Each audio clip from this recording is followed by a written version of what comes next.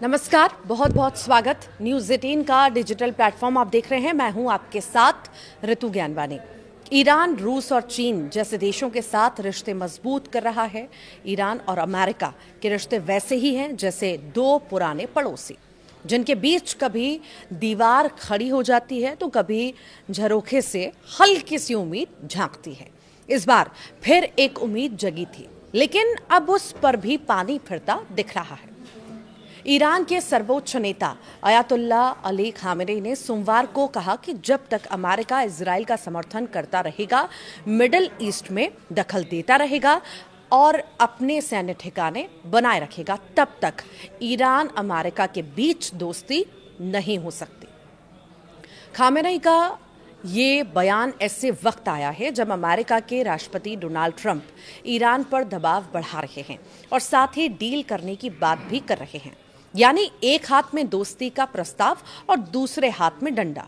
लेकिन खामेनी ने साफ कर दिया है कि तेहरान अब आधे अधूरे भरोसे पर कोई समझौता नहीं करेगा। उन्होंने सबसे बड़ी शर्त रखते हुए कहा है कि दोस्ती तब तक नहीं जब तक अमेरिका इजराइल का साथ छोड़ नहीं देता। साफ है कि ईरान के लिए अमेरिका और इजराइल की दोस्ती सबसे बड़ी बाधा है।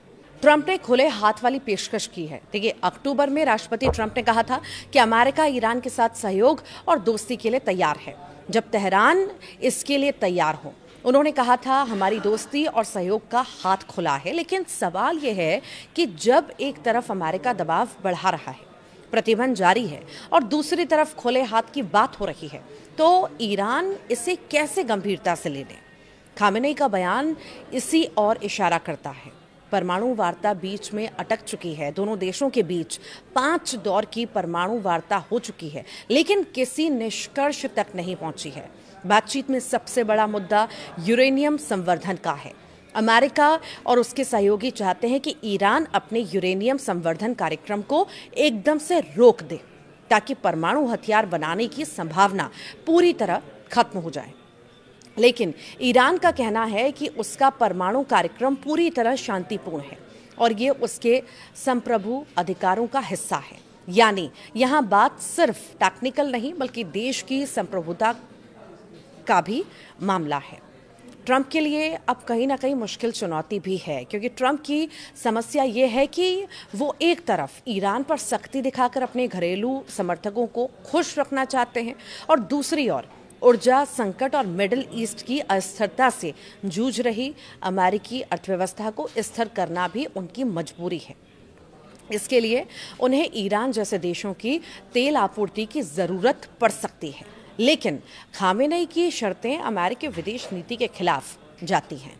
यही वजह है कि ट्रंप के लिए इन शर्तों को मानना लगभग नामुमकिन है। अब देखना होगा कि आखिर सुलह कब तक होती है। क्या ट्रंप वाकई में मानते हैं या इसी तरह मनमुटाव की स्थिति बनी रहती है। एक तरफ हाथ बढ़ाया गया है, एक तरफ बातें नहीं मानी जा रही हैं। अब देखना होगा आगे ट्रंप क्या कुछ करते हैं, क्या कुछ कहते हैं। आप क्या सोचते हैं, ज़रूर बताइएगा कमेंट बॉक्स में। नमस्कार।